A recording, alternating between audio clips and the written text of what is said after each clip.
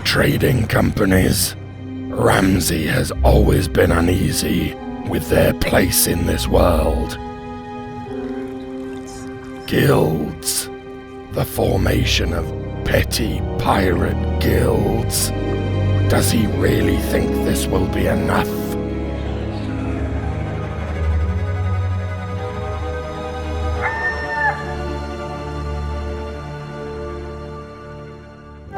Hey, you beautiful Buccaneers, Falcore here. So for those not in the loop, the video shown at the start was from the 2022 Christmas livestream, where Rare put out a bunch of hints for what's coming in 2023, similar to what they did in 2021, which pretty much told us everything to come in 2022 in a cryptic manner. It was one of those situations where some of it was obvious and other parts only make sense now. For example, in 2021, the Servant of Flame was heard opening the trapdoor at Reaper's hideout and talking about an eternal gift. This part was obviously talking about the skeleton curse, pretty obvious, but then he also talked about a relic of the ancients, able to breach the veil between worlds, which turned out to be the Legend of the Veil pirate legend quest and adventures preceding it. So not so obvious. So last year we were given a whole host of custom cinematics guiding our path for 2023, but one of the more interesting ones was talks about a possible guild system or trading companies coming to Sea of Thieves. Now, this isn't canon that guilds will be coming. This could very easily be a tag word to explain something different, much like how Belle was emerging from a waterfall at Sunken Grove when talking about a secret shrine. We all presumed that this is where the secret shrine resides, but in the most recent adventure, we see the waterfall used as symbology for the veil, so the shrine exists through the veil. So this scene was symbology to throw us off, while still giving us a hint to what's to come. Cunning. So it's likely that guilds will be pointing to something different. Plus, I cannot see how guilds would work in a game like Sea of Thieves. In games like World of Warcraft, for example, a guild is basically a collective chat group, and you're all able to team up together no matter where you are in the world, because essentially,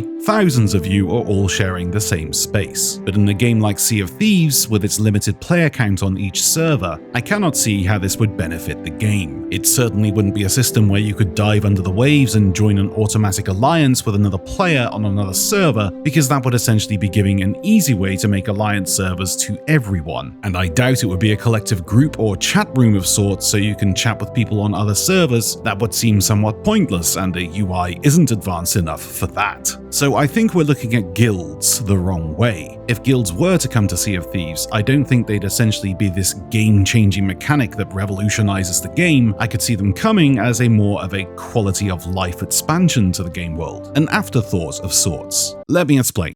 So during the in-depth video about Season 8, the developers discussed that we now have PvP on demand, but they also stated they will be focusing on PvE on demand in the future. Now, that's not to say that we'll get PvE servers or PvP opt-out. What they mean is a way for people to go into the game and do what they want when they want. Want to go do a fort? Boom. Want to go do a gold hoarder voyage? You've got it. So how would this work while still keeping the same Sea of Thieves environment? Let's talk about Open Crew.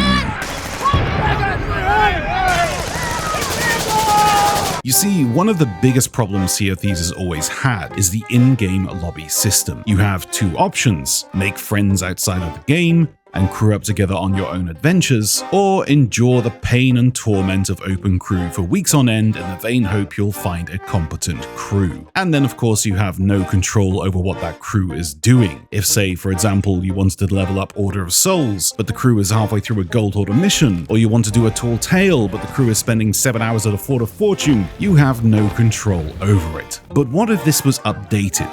What if you could have control over what you want to do as a new player? Or even a veteran looking for some new crewmates? As you can see in this tease video, the trading companies are used when talking about guilds. So that means that the 4 trading companies that give you missions are central to what guilds are about. So this, ladies and gentlemen, is how I think guilds will work.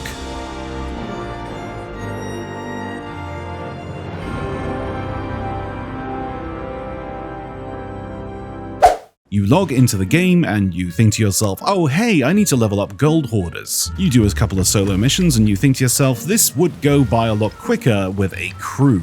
And hey, what's this next to the gold hoarder tent? A new signpost. When clicking on this signpost, it shows all the players in Sea of Thieves, not just the ones on your server, doing gold hoarder missions who have a slot available, displaying the mission type, the player count, and the crew's captain. Clicking on a crew will instantly send you over to their ship, where you are able to speed up your leveling process. These signposts would be stationed at every faction representative, and as well at the castaway camp for all tall tales in-game. There will also be a central one for world events, so you can jump in on crews doing a Fort of Fortune or a skeleton ship battle. Now, although a lot of you may be thinking, well, that's completely pointless for me, and this may be true, it would in fact be a huge leap forward for accessibility in the game. We all remember the first days of playing and having to endure a few rounds of open crew to help gain faction rep. It's one of the most redundant systems in Sea of Thieves that has been crying for an update since its release. So if guilds are coming to Sea of Thieves, this is how I would envision it. Perhaps also coming with a commendation system to unlock new rewards or something too, to keep the masses happy. Now, when would guilds be making their way to Sea of Thieves? Probably after the Ice Zone update. Oh,